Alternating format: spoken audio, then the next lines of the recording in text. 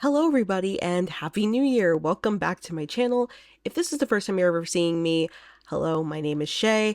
I make videos about horror media, horror movies, horror games, horror content, discourse about horror, and theme parks because I live in Central Florida and I feel like it would be a crime not to. As I said at the top of the video, welcome back if you've seen me before. Thank you so much for coming back to these videos. I know that some of you have seen me before, so I'm really excited that you're back. I hope you guys had a great holiday, whatever you celebrate, and a great new year. I had a wonderful holiday. I spent time with my family, took a little bit of time off. My cat is right under my feet. She's under my dress right now. She's fascinated with it because it's long. But yeah, I spent the holidays with my family, spent New Year's with my friends. It's been a really nice time. Had a great Christmas. Hope that you guys had a great holiday as well. And it's 2025 now. We've got so much to talk about. And we're starting off this year pretty hot because I'm picking up pretty much where I left off last year with a review of a movie that came out last year. And don't worry, we're going to have a few movie reviews, I'm sure, from 2024 because there's a lot of stuff that did come out on streaming that I didn't catch up on during Christmas time. Beetlejuice being one of them. It's on Max now. But this is actually one that I got to see in theaters twice, which is the first time I've done that in a long time for any movie, let alone a horror movie. I don't think I've ever done that for a horror movie. And that, if you haven't been able to tell from the title, was Nosferatu. Nosferatu. Yeah, so I got to see that movie twice. I got to see it the weekend I came back after Christmas, and then I got to see it on New Year's Eve. And I just want to talk about this movie. I've been waiting to talk about this movie. I am so excited to share my thoughts and my opinions. I'm just going to say right off the top, if you're coming here to hear somebody talk trash about this movie, I'm not the one. I loved this movie. This movie was right up my alley. I knew I was going to love it. I was really actually hoping I would love it. But I loved this movie so much. Super happy with how it came out. And yeah, I'm really excited to talk about it. But before we get into the movie review, since this is the first video of the year, I have to remind you guys that if you are watching this video, please please subscribe and leave a comment. Doing all of that lets me know that you liked what you were watching. So without further ado, the first time I'm going to say this in 2025, but not the last, let's get right into this creepy critique.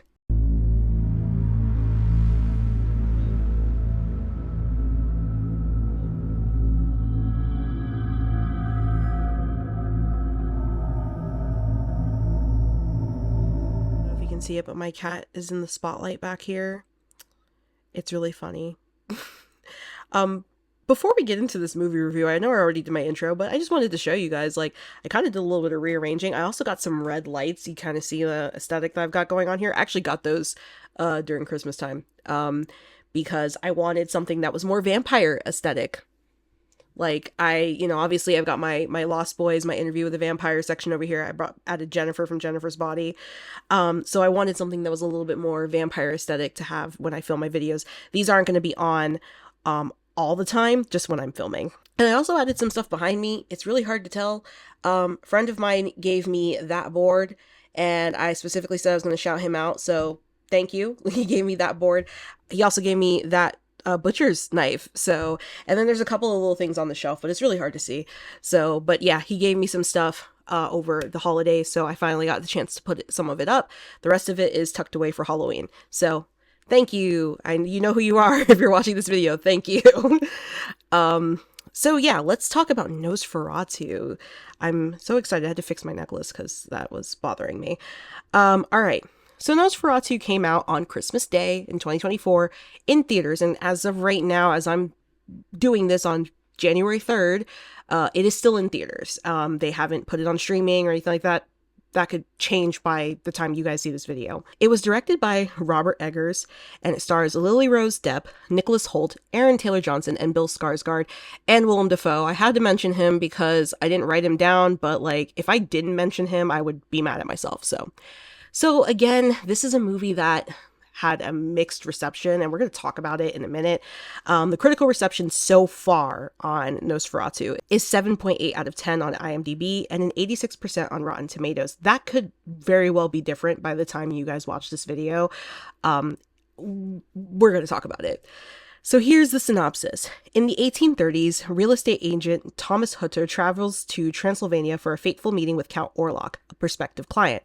In his absence, Hutter's new bride, Ellen, is left under the care of their friends Friedrich and Anna Harding.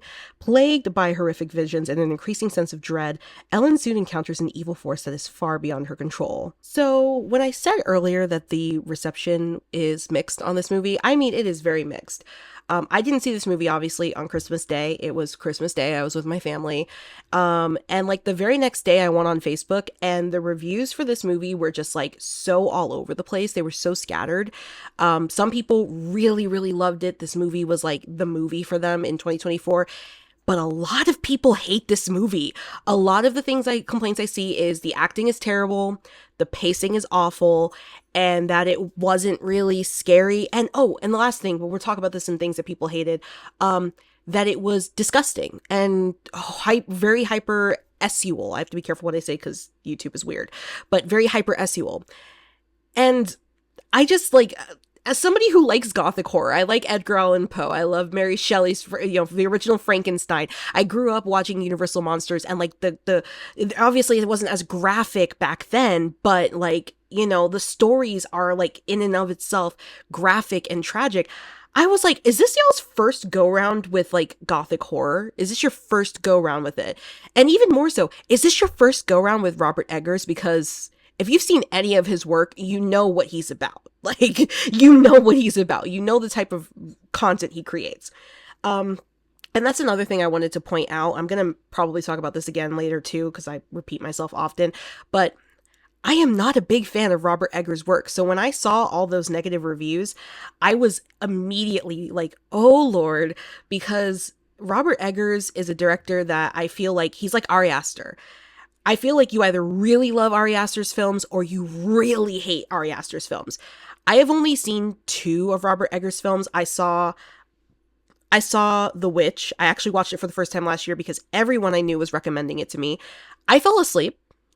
I saw The Northman. I watched it randomly because Alexander Skarsgård was in it. I fell asleep. So I was 100% assuming that when I went to go see Nosferatu with all the negative reviews I was reading, I was probably going to fall asleep.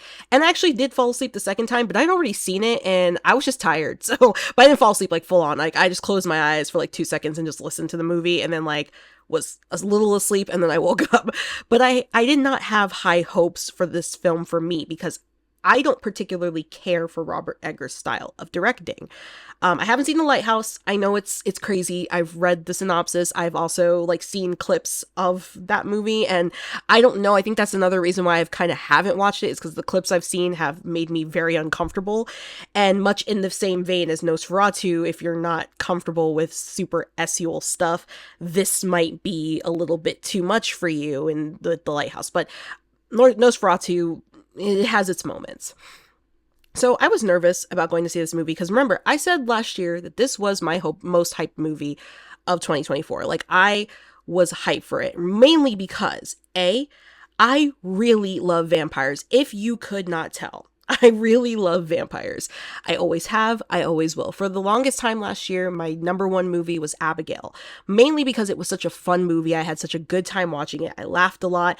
It reminded me why I liked vampires, because I do believe in the early 2010s, liking vampires kind of became uncool because you had like the Twilight movies, you had like Vampire Academy, you had the Vampire Diaries, which are all kind of seeing a resurgence in like pop culture where people are like not as serious about them as they were when they came out. Like they like the media, but they're willing to admit that maybe it's not the best media. I just remember personally, and maybe I'll make a video. I would love to make a video about Twilight sometime because my history with Twilight is interesting. But yeah, I like for the longest time I just definitely was one of those people that I just really, really didn't like want to admit how much I loved vampires, because every time you say you love vampires for like the longest time after Twilight, everyone's like, oh, okay, so you're Team Edward? I guess you're Team Edward? Like, no, actually, I'm Team Dracula. I'm Team Orlok. I'm Team Lestat or Armand. I'm Team David. Like, I'm not Team Edward. Like, no disrespect to people who like Twilight. I've grown to appreciate Twilight now, but at that time it was very insulting to me that anytime I mentioned liking vampires, it was immediately associated with, oh, so you must be a Twihard. No, I'm not a Twihard. I have been liking vampires since I was a kid. When I did my interview with a vampire video, which I never posted because I just wasn't proud of that video, I felt very rambly and long. I did mention how much I loved vampires growing up, and this might be the perfect time for me to mention I loved vampires growing up. I was scared of pretty much everything. Everything you could think of, all the stupid, dumb things that you think of in this world, I was scared of. I was scared of my own shadow. But for some reason, vampires didn't bother me. Vampires didn't scare me. I remember sneaking and watching a little bit of the original Blade movie when I was really small, when my sister was watching it, like peeking my head around the corner into her room just to kind of like look at what she was watching. Like, what's she watching? Oh, she's watching Blade. Okay. I just always had a fascination with vampires. I loved, like, to pretend that cherry Kool-Aid was blood is weird, you know? I was a weird kid, okay? But yeah, I like looking back on it, I've always loved vampires. When I got to like late elementary school, early middle school, I did see a lot of the older movies. Like I said, Universal Monsters movies, like the original Frankenstein movie, the original Mummy movie, like the Mummy from like back in the day, not just the Brendan Fraser Mummy, which I do love. And of course, one of the movies that I was exposed to at that age was Nosferatu. And it was very interesting. It didn't hold my attention and captivate my attention because I was a child and my brain was not developed enough to understand how just impactful that movie was. But I remember really thinking that Nosferatu looked kind of cool. He was very creepy looking, but he looked kind of cool. And then, for all my millennials and Gen Zs out there, he made a cameo. Count Orlok made a cameo in a very popular cartoon called SpongeBob SquarePants. We all know it when, you know, he's flickering the lights in in the Krusty Krab and they all turn around and go, Nosferatu. Yeah, so that was my introduction to Nosferatu. So regardless, I was very excited about this movie. I wasn't necessarily thrilled about the remake aspect of it because, as you know, like I think we all kind of are tired of remakes. We wish Hollywood would just come up with new ideas, but they can't. But I was excited about this one because I figured this would reinvigorate people's interest in the story and introduce a new generation of people who may have not have been into the original movie, or like the movie's not as accessible to them, and or maybe they just simply find the original movie boring. That this was like gonna introduce them to Nosferatu, the story of Nosferatu, in a way different way. And the trailer looked awesome.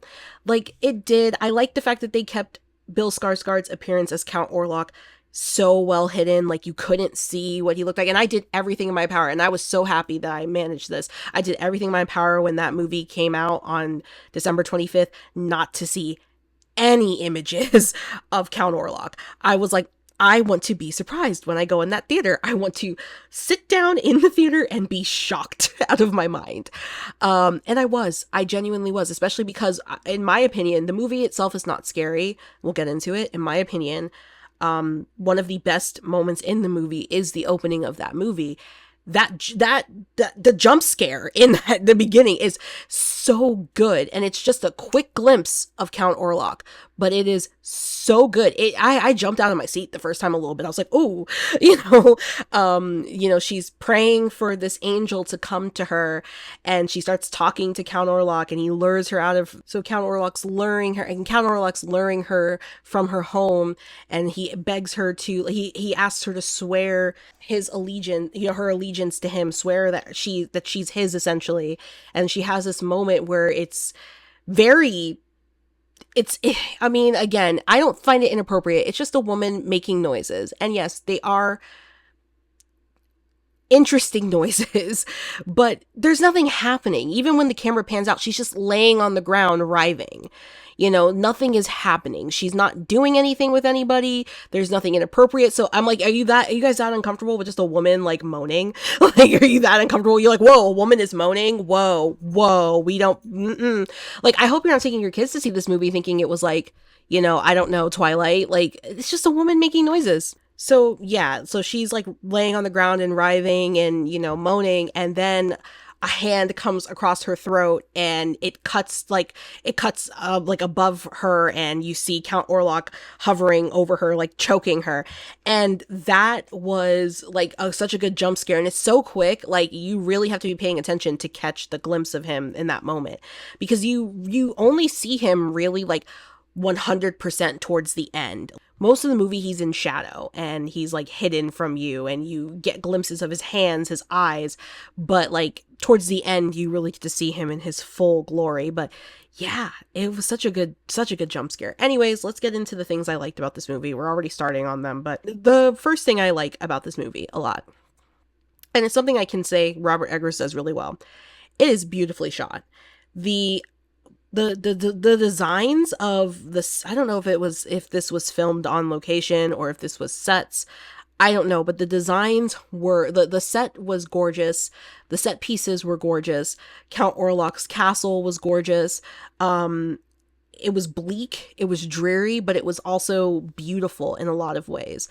My favorite shot, and it was in the trailer, but my favorite shot even still, like after seeing the movie twice, is the shot where you have this sweeping shot of the town where Ellen lives, and you see Nosferatu.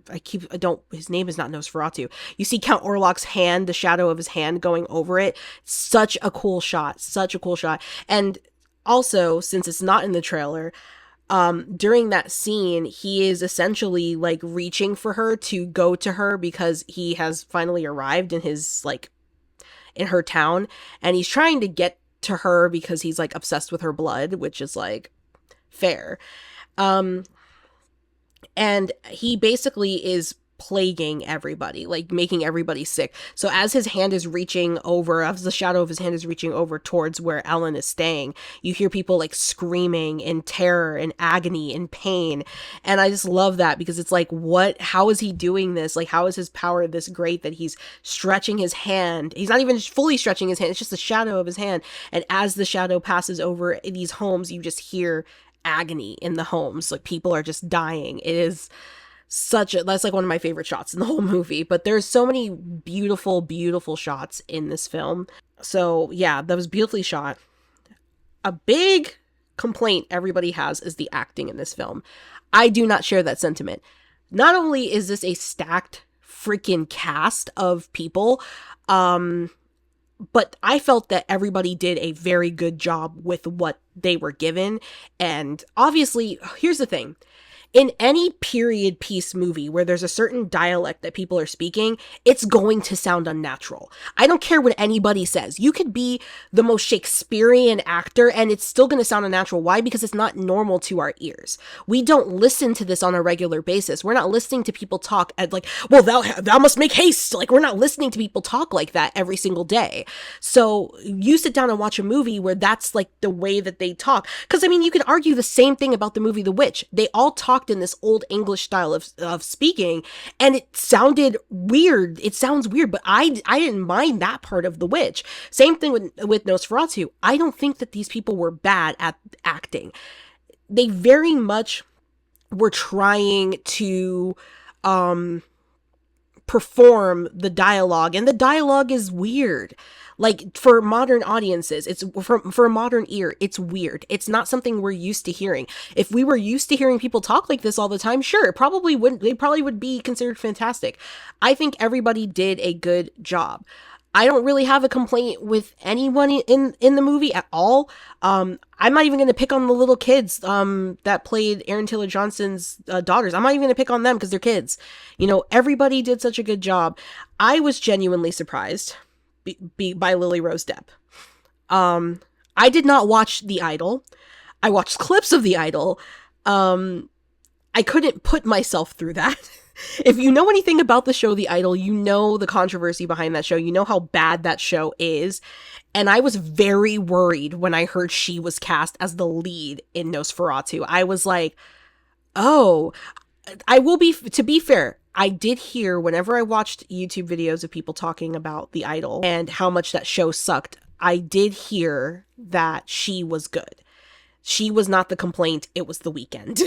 She was not the complaint, it was the weekend. But even still, I had the few clips I had seen of her in the show, I wasn't impressed by it. And I don't know. It's like, I just wasn't feeling it. She is, she has the potential to be great.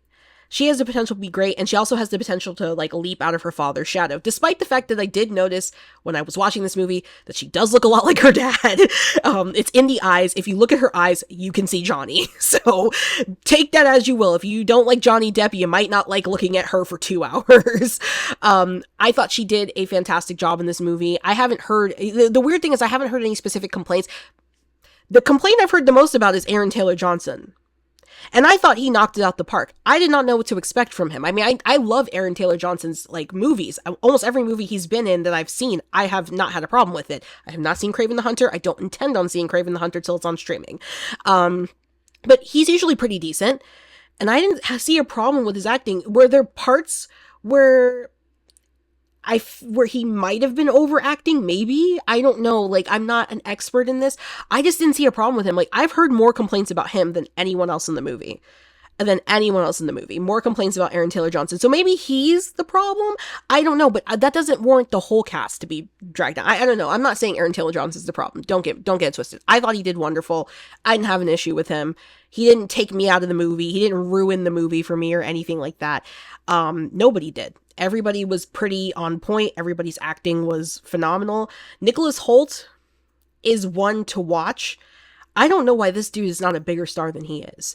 Because he is another one who kills it in everything he is. Like I said in my last review about Speak No Evil, every Nicholas Hoult project I've ever seen, he is not the worst thing in that film. Every Nicholas Hoult project that I've ever seen, he is not the worst thing that is in that. He usually does a pretty solid job in everything that he's in. I've never had a complaint about Nicholas Hoult. That being said, this is probably like the best I have seen him.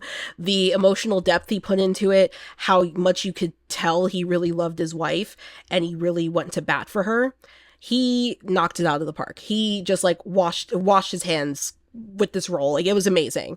And then of course, Bill Skarsgård. I knew he wasn't going to disappoint me. I knew he wasn't. Like, listen, you could say what you want to say about anybody else in that movie. Do not come for Bill Skarsgård. Do not come to me and say that Bill Skarsgård did not eat with this role, because he absolutely 110% ate. That voice that he does, the breathing, and then it's like, you think about the amount of prosthetics he had. He said he was covered in prosthetics from head to toe, except for the soles of his feet. The soles of his feet were the only thing that was not covered in prosthetics. Like, that is so... I have no idea why my cat is burrowing under my covers right now. It just caught me off guard. Yeah, like, he knocked it out of the park. But I knew he wasn't going to disappoint me, because when has he ever... Okay, don't say The Crow. Don't say The Crow. We ain't going to talk about that. That didn't happen. That movie does not exist. We're not going to talk about The Crow. I didn't see it, but we're not going to talk about it. Is what we're going to do here is we're going to forget that movie exists, and we're going to say, when has Bill Skarsgård ever disappointed us? Okay, when has he ever disappointed us? He knocked it out of the park. He's a great actor. Again, another one like Nicholas Hoult that I'm like, he should be a much bigger star than he is. And I hope he's supposed to be coming back as Pennywise, after saying he wasn't going to be coming back as Pennywise in Welcome to Derry. And that is the only reason I care about Welcome to Derry now. Now, before I did not care about it. I was still going to watch it for the channel, but I didn't care. He's coming back as Pennywise in some capacity. And I am thrilled, because that man can act, and he's amazing, and he picks some wild roles, and he is very entertaining to watch. I've been a huge fan of his for a while now. I sat through Hemlock Grove for him, so... But no, he's incredible, and I'm really, really stoked to see him back in all capacities. Again, another one that the movie could suck, but I still will love that he's in it. Barbarian is a great example of that. Someday I will tell you guys about my beef with Barbarian, but today is not that day. But it's not that day. Sorry, Bill Skarsgård. I know you produced that movie. That movie sucks. Anyways, um, but yeah, everybody did great. I don't know why people are complaining. If Aaron Taylor Johnson took you out of the movie, I'm sorry, I guess. You know, maybe he wasn't British enough for you. I mean, he is British, but he wasn't British enough for you that day. No, but yeah, he did a good job. Everybody did a good job. Loved it so much. And the next thing I would say is that it is an incredibly enticing and seductive tale. Like I mentioned earlier about Gothic horror is she tucked herself in. She tucked herself into my bed. She just came out. She tucked herself in. She just like was wrapped up like a little, little ball. Okay. Sorry, my cat is distracting sometimes. Usually she's not this crazy, but tonight she decided, let me burrow under your covers and tuck myself in. And she's ready for bed. It's not even that late. It's the one time I'm not recording at like 10 o'clock at night. Um, but yeah, Gothic horror is it's very dark. It's very intense. It can sort of borderline on uncomfortable on a lot of things. A great example of that is Crimson Peak. Not really a horror movie to per se, not a traditional horror movie, but it's definitely a very seductive, like haunting film, and that's kind of how Nosferatu works. Is it's very seductive, it's very haunting. Um, I was enticed. The first time I watched it, I saw it at like 10:45 at night, and I really didn't think I was going to be able to like sit through the whole thing, but I made it through. Like I thought I was gonna fall asleep. I thought I was gonna want to get up and leave, but I made it through the entire movie, and I can say like I was enticed the entire time. I was locked the frick in. I was like, shoot. And the second time I watched it, I was enticed as well, but I was also kind of lulled like to sleep. It was very gentle and generous. There are a lot of people, a lot of especially women I've seen on social media who are talking about how this movie means so much to them. Especially there's a part where I can't remember the exact quote, okay? Forgive me. Um because of all of Ellen's prophetic visions and her um like her her I guess her affinity to like the spirit world. Willem Dafoe's character says to her that she in like in the like you know in the old days, I think he says something about like in heathen times, like you would be considered a priestess because of all of your your afflictions essentially, but in modern times, like you're like seen as like this is seen as madness. And I it it does resonate. I will say it does resonate. And I'm not saying because like I have prophetic visions, but it's definitely like coming from a feminine standpoint, there are a lot of things that, women used to be revered for in different cultures and in different times where you were revered for certain aspects of your existence that now are almost seen as like a hindrance.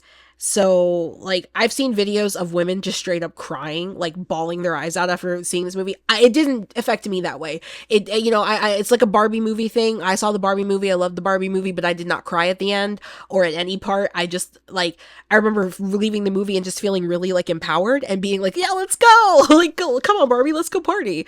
But when I left this movie, I remember just, like, being so focused on the tale and thinking to myself, wow, like this was just really well done. It was really beautiful. I'm kind of blown the hell away by this movie. So, but I've seen a lot of videos of women crying. I've seen dissertations on TikTok. Rest in peace soon. F in the chats for that. And even some stuff on YouTube. I haven't really watched any breakdowns on YouTube just because I've been trying to like I wanted to say my opinions first and get my opinions out so that I wasn't being influenced by other people's opinions. Kind of like how I might be for my mouthwashing video. I'm going to try to do my own opinions, but no promises. I really, really loved the aspect of this movie. Like, I do see where they're talking about, and I like about the power of, like the power that women have, that it gets gotten stripped away from them over time. And especially in like the Victorian era, like women were getting like sent to mental institutions for just saying no. I mean, I don't know if that was true, but they were getting sent to mental institutions for a lot of reasons that were just beyond, they would have it'd be called hysterics if they just had like a bad day, like, cause women were supposed to just be like quiet and demure and subservient and not say anything. And I don't know, yeah, it does hit hard when you stop and you think about it for too long. And I think that's another reason why this movie really hit the way it did for me. Definitely. So I will say this too. Like I said earlier, were a lot of people saying that this movie was very gross, very overly sexual. There were a lot of disgusting parts. I saw a lot of people saying it was gore corn. It's not really all that gory. So I will tell. So and then there was one person that said something about and if you followed my channel for a while, you know this about me, how I feel about this. But they said I could have done without all the gratuitous vomiting. I will say this for any of my emetophobes out there. There are two scenes. That's it. Two scenes. One is worse than the other. Both one I actually could see coming. The other one it caught me off guard, but it wasn't that bad. I guess for me it wasn't that bad. It could be worse for you. The second one was gnarly. I didn't watch it, obviously. I kind of figured it was that something like that was going to happen, and I closed my eyes, and then I heard the sounds, and I was like, I'm glad I closed my eyes. I'm glad I closed my eyes. That's it. When someone says all that gratuitous vomiting, I assume that it's going to be like an overabundance of it. And especially when you get to the later part of the film, like the latter half of the film, when there's the plague that is unleashed, I thought we were going to be seeing people like on the street, just like puking their guts out. I was expecting that, and I was like on edge the entire time. And that doesn't happen. Even upon my second watch, I kind of like was paying attention to the people in the background, and there was some people that looked sick, but like nothing too graphic. The worst one is the scene on the boat. I'll let you guys know if you're an emetophobe. The worst one is the scene on the boat. If you get to go see this movie and you see a part where there's some guys on a boat, and there was a guy on the boat and another guy comes to get him because one of their crewmates died, look away. Just look. And if you gotta, plug your ears, because the sounds are awful. The sounds are awful. I didn't see it. I don't want to know what it looked like. I just heard the sounds, and I was like, that's enough for me to know I made the right decision closing my eyes. And I was just closing my eyes on instinct, because once they started talking about there being an illness on board, I was like, illness could go one of two ways. Like, people could just drop dead, or like somebody's gonna puke. And then I heard, because they're speaking a different language, so you can't understand what they're saying unless you're reading the subtitles. So I was reading the subtitles, and as soon as it got to the part where they mentioned the illness, I was like, I'm closing my eyes, and then you just hear some guys talking, and then you hear the guy vomit. And I'm like, oh, that sounds awful. So that was the worst one. Is it gratuitous? According to my best friend, yes, it was gratuitous. It was gross, but it's not like it's a bunch of scenes of that. So that's what I thought was going to happen. So I was very anxious about that. As far as the sexual content, there are a few parts. Like I said, the opening of the movie, she's making some sus noises. There's a couple of parts where she does that as well when she's being possessed. She's like gyrating and making some strange noises. There is the part when her and Nikki Holt get into a little argument, and she says that he can't pleasure her like Count Orlok could, and he tries at least. And again, these aren't like, to me, these scenes aren't like, they're very uncomfortable to watch, and they're supposed to be because of the subject matter. The worst one, however, and I'm not going to go into detail about this one, but the worst one has to do with Aaron Taylor Johnson and his wife in a certain situation. I'm not going to say it because YouTube would blow me out the water if I said it, but it happens towards the end of the movie. They don't show anything. You don't see, well, I mean, they show one thing, which is just it's a kiss. I'll say it's a kiss between him and his wife. That's all I'm going to say. But when he's found later on, he's in a very compromising position. So take that as you will. If you want to go, I'm pretty sure by now Wikipedia should have a description of the movie. I don't know if it'll have what it is, but I can't say what it is. But a lot of people were very upset about that scene as well. Again, these things didn't bother me necessarily. They weren't enough for me to say like, oh my God, this movie was abhorrent. as a horror fan, you're used to seeing stuff that's really gonna like get under your skin. Um there's very little I'll nope out of. There's very little that is like, nope, that's too much for me. There's too much. And when I say there's very little, it's not because like my morality is so low. It's because it's fictional. It's because it's fictional. I can watch a fictional movie and certain things don't get to me. I don't like SA in movies, especially if it's very egregiously graphic. There's been quite a few movies I won't rewatch because of that. Um, I don't like vomiting. I don't like a ton of vomiting. Of if there's a little bit, great. If it's Trick or Treat levels of that opening scene in Trick or Treat, no. I don't like things happening to babies. Kids, older kids is different. Not even older kids, but like if they're like in a crib still, no. No. That scene in Mother? No. No, I don't care that it's a religious allegory. That didn't need to happen. We didn't need to see that. That scene in Mother could have just not happened. So I don't like seeing things happen to babies. Kids, I'm not necessarily saying I like to see things happen to them, but because obviously who would, but it doesn't get under my skin as much as when it's a baby. I get anxious when there's a baby involved. But yeah, there also is a scene where we do see some kids get harmed by Count Orlok. So if that is a thing that you do not like, I would say you might want to skip this movie. It's only one scene, thankfully, but and a harm coming to a pregnant woman as well. But yeah, again, the harm coming to the pregnant woman might be a little bit worse than the scene. It's not graphic. It's not graphic. I'll tell you that much. It's not graphic, but it is still harm coming to a woman with child. So if those are things you don't like, avoid. But I didn't think it was too much. I've seen a lot worse.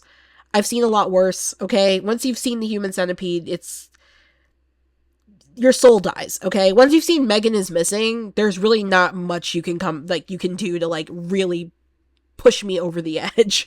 So again, I didn't find it to be too gross or too overly sexual. So that's just something to like keep in mind. And then it was just a beautiful gothic horror story. It was very sad. Towards the end, it was very sad. I really loved Ellen. I really thought she was a great character. I felt for her a lot in this because I can only imagine, especially living in those times, what it was like when you have these thoughts, these feelings, and these afflictions, and everyone just thinks that you're like missing some screws in your head.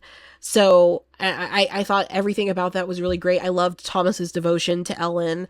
I thought Willem Dafoe's character was hilarious, but like also very intense. Ralph Ineson was in it. He's like in almost every single one of Robert Eggers movies. Ralph Ineson, he did a great job as per the usual.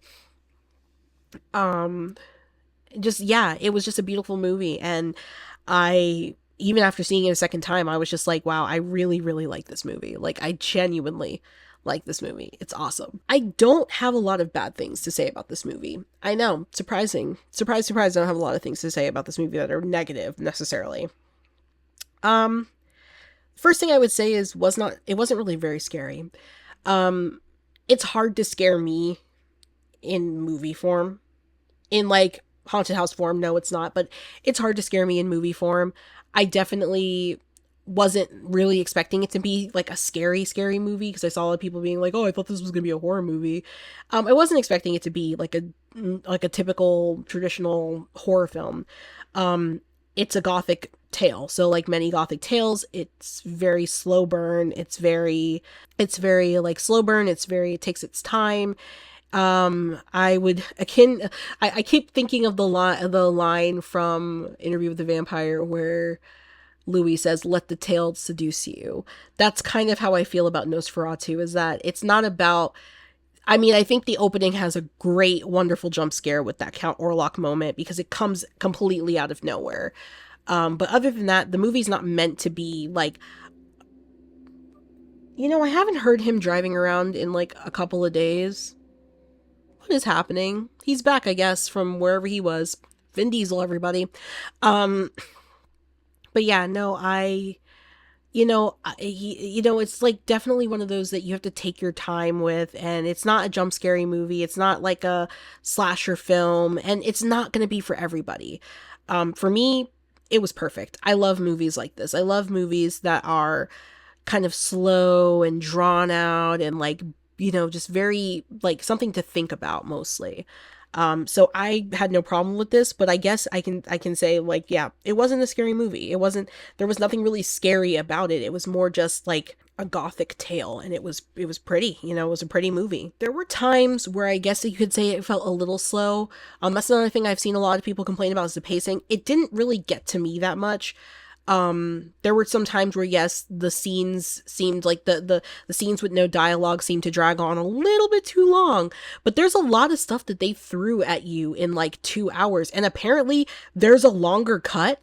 There was a ton of stuff that were cut out, and people are like, oh yeah, it felt like there was stuff missing, and I'm like, it felt like there was stuff missing.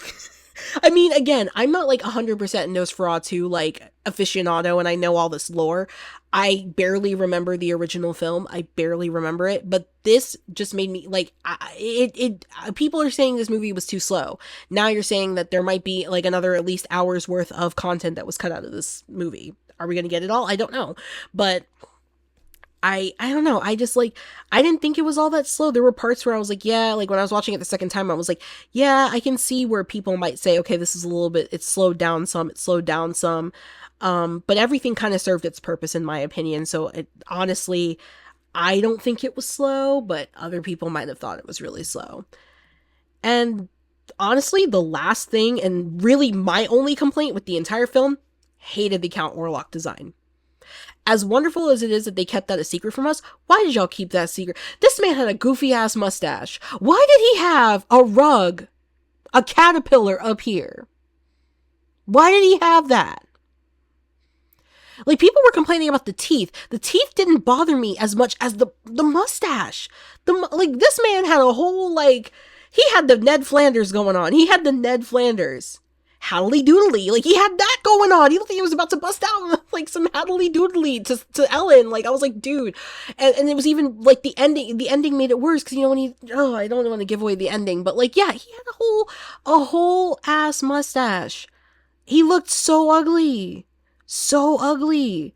And I'm not saying he was supposed to look fine. Like, I'm not trying to say that like he was supposed to be hot, because like, honestly, I don't want to hear you out about Count Orlok. The man breathes like he needs an inhaler. I don't want to hear, and that's no disrespect because I used to have asthma, so it's no disrespect, but like, he breathes like that after every word that he says. Could you imagine trying to talk sweet to your honey and he's like, darling? Like, I would be like, ew, are you good, dude? Are you good? He sounds like Nemesis. He sounds like a Russian Nemesis. That's, Nemesis from Resident Evil. That's what he sounds like. He hitting that stars. Like, that's what he's hitting. Like, no. Like, I do not want to hear you out. I do not want to hear you out. We usually listen and we don't judge, but I'm listening and I'm judging right now if you think Count Orlok is a hear me out. The mustache, though, makes it worse. This man had a whole caterpillar on his upper lip. He was Steve Harveying. Like, what is happening? Why do they have this man out here looking like Steve Harvey? Why do they have him looking like Ned Flanders? Like, come on, he's not supposed to look like that. He's, again, Bill killed it. Bill did wonderful. I wasn't really going into the movie expecting him to look like the Nosferatu from the original film. Or the Count Orlok from the original film. I wasn't expecting that. I just didn't think he was gonna have a mustache. That threw me for a whole loop. Why would you give this man, who's not even like, he's not a sexy vampire, he doesn't look human, he looks like a walking corpse, he literally looks almost like a zombie in some parts. Why would you give him a mustache? Is that supposed to make him look more human when he's talking to like the humans? Because he didn't look more human. Obviously, Thomas was terrified of him regardless. Like, why did you give this man a full-on caterpillar on his upper lip? Like, I'm never gonna forget that image of this man with, like, this vampire with, like, the long, spindly fingers and the long, nails and the teeth and the bald head with a big old mustache. It's like Steve Harvey. Steve Harvey. That's my only complaint. I mean, listen, kudos to the makeup department because they did eat with all those prosthetics. They looked really great, as far as like from the standpoint of somebody who has a fascination with like special effects makeup, and I've done a lot of reading. Like, they looked great. Like, the makeup itself looked great. I just don't like the choices that they made, or the choice they made to give him a mustache. Maybe it was because after they did all that, they were like, look, he don't look that great. I know what he needs: a mustache. He needs a caterpillar on his upper lip. Boom. Boom, he's done. He's done. Like, you can't tell me that was in the original design when they were thinking of how to revamp Nosferatu, the movie. You can't tell me they were like, Count Orlok needs a mustache, like, from the get-go. That has to be something they stumbled upon, like, as they were, like, designing his costume. They were like, a mustache would work here. There's just no way. You can't convince me. They could come, like, the makeup department could come and talk to me directly and say, no, we drew him like that. Like, Robert Eggers wanted him to have a mustache. I'm gonna be like, nope. Mm-mm. Like, it's just no, it's just crazy. Like, the mustache is so goofy, and it kind of takes away from how menacing his character is, because like, when you would see his face, like, even like just half of his face, and you just see a mustache chilling here, yeah, no, it takes away that menacing. Like, I'm like, I'm no longer afraid of you. I'm about to clown you for that freaking caterpillar you got on your upper lip. What the hell? Go wax that. Go shave that. You are like a centuries old vampire. You don't need to have the whole facial hair thing going. But other than that, I really don't have much to. I don't have anything else to say that's bad about this movie. I loved it. So we're going to take it to the end and wrap this up, because I actually ended up yapping a lot more about this movie than I thought I was going to. And I did it all without telling you guys how it ends, because I want you to go see it yourself and make the decision yourself if you like this movie. But anyways, final thoughts. So for me, as I stated before, I wasn't really fond of Robert Eggers' work. Going into this film with all the mixed reviews in the back of my head, I really genuinely thought I was going to dislike it. I wasn't hoping to dislike it, but I was like, I don't see how he's going to win me over when everything he's done has not won me over, and everyone's saying this is his worst project, which I don't agree with. I think this is his best project. I haven't seen The Lighthouse, so maybe I'm wrong. Maybe The Lighthouse, I've seen a lot of people saying The Lighthouse was his best project, or The Witch, which again, maybe I'll give it another try, but I fell asleep. It was so boring. It was so boring. I'll give it another shot. I'll give it a fair shot. Maybe now that I like this movie and I've given him the real chance, like, I'll watch The Witch and I'll have a greater appreciation. I actually own The Witch on DVD, so I could do that. But yeah, no, I really, really loved this movie. I thought it was fantastic. I thought everybody did a wonderful job with it. Cast, crew, makeup department, just everybody just ate with this movie. Like, seriously. And I have nothing else more to say about this movie, like, as far as, like, whether, like, I can't say I love this movie any more than I already have. Yeah, so last year was kind of like the year of the vampire for me, which was really, enjoyable. I've seen a lot of people talk about why it was the year of the vampire. We're not going to get into it because I don't want to get political, but, yeah, I've seen a lot of people talk about that, and I think that's cool, but I'm still thrilled, regardless of the circumstances, as to why vampire media has become such a hot commodity again. I'm thrilled. I'm over the moon and thrilled with that, because for the longest time, like I said, I've been waiting for a resurgence of vampire media. I have been patient. I've sat through clowns. I've sat through zombies. I've sat through every other monster you could think of. I was waiting for vampires to make their comeback, and it seems like last year was the year that they had. Now, they're probably not going to keep it up this year, but that's fine, because they're cool again, and that's all that matters. We are getting Interview with the Vampire Season 3. I'm hoping this year. I know, like, I've seen that they said that they just got into production for it. I'm really hoping, fingers crossed, that we get Interview with the Vampire Season 3 this year, because I'm suffering with that show.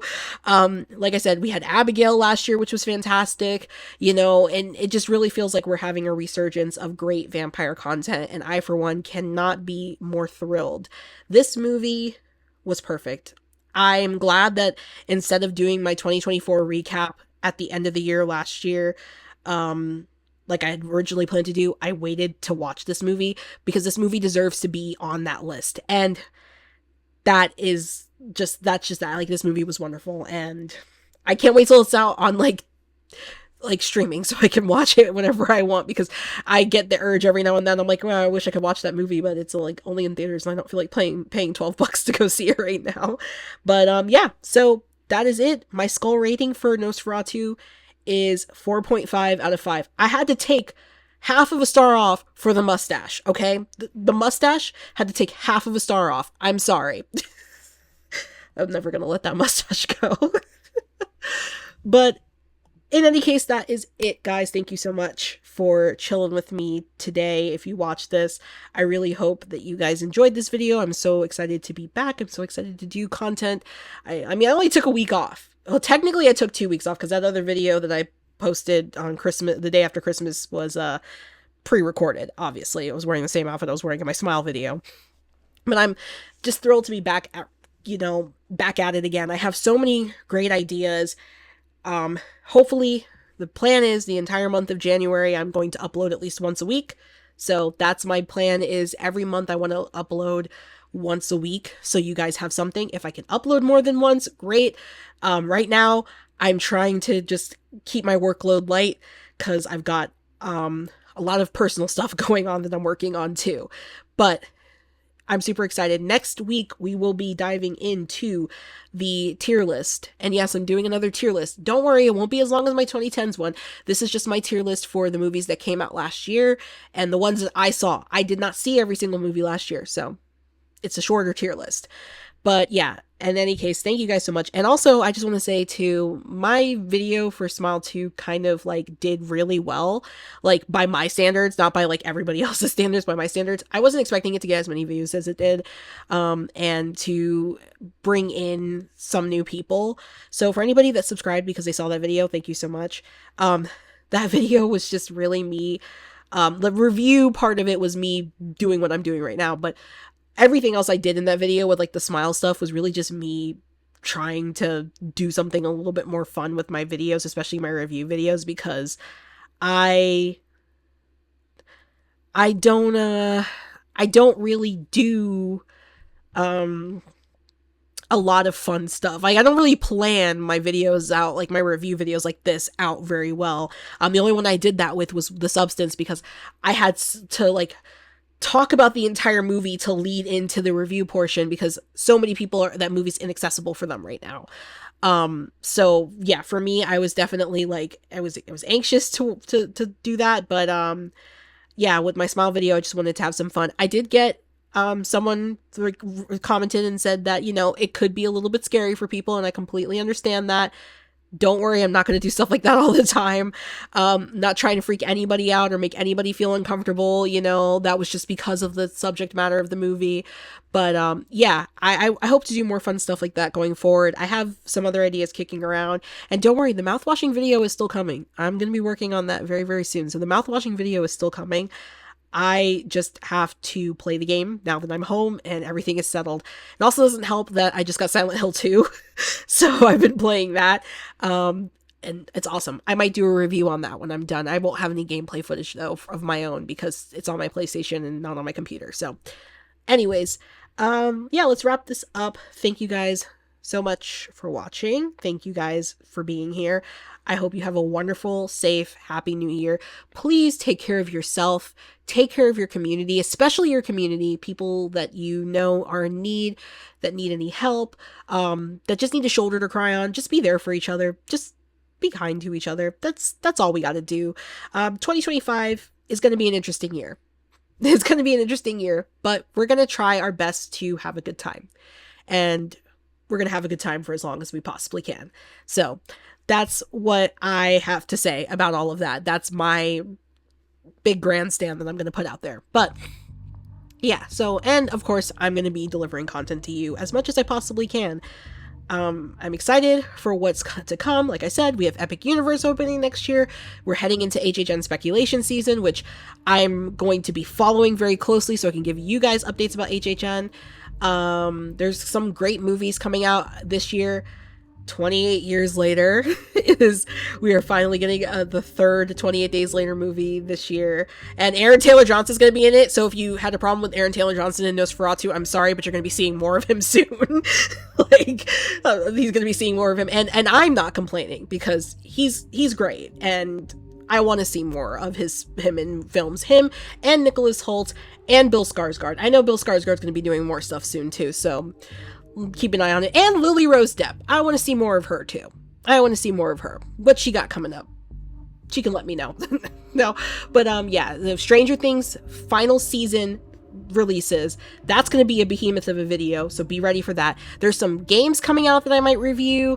There's TV shows coming out this year. I'm going to be booked and busy, and I hope you guys will be here to join me with all of that because I am so stoked for all of this. It's going to be a good year for horror content. It's going to be a good year. I can feel it in my bones. So, thank you guys again so much for watching. Social media is still a thing, somewhat. I guess I heard something about AI is supposed to be taking over social media, so I don't know if like we're going to be losing our accounts or something. I don't know. But if you do want to follow me on any social medias, I am on Blue Sky, I am on Instagram, and I am on Threads. I am not on Twitter, and probably won't be on TikTok because we've got like only a few more days before that's banned. So, yeah, so I'm on Blue Sky, Instagram, and Threads if you want to find me. I also have a website. I will link that in the description box below. It is a work in progress, so bear with me. We're getting it, me and my team behind the scenes, we're getting it taken care of. But yeah, so you can go connect with me on any of those socials. I'm there. You can talk to me about movies. It's totally awesome. But yeah, I hope you guys have a great rest of your week. Have a great new year. Take good care of yourself. And I will see you all with another creepy critique.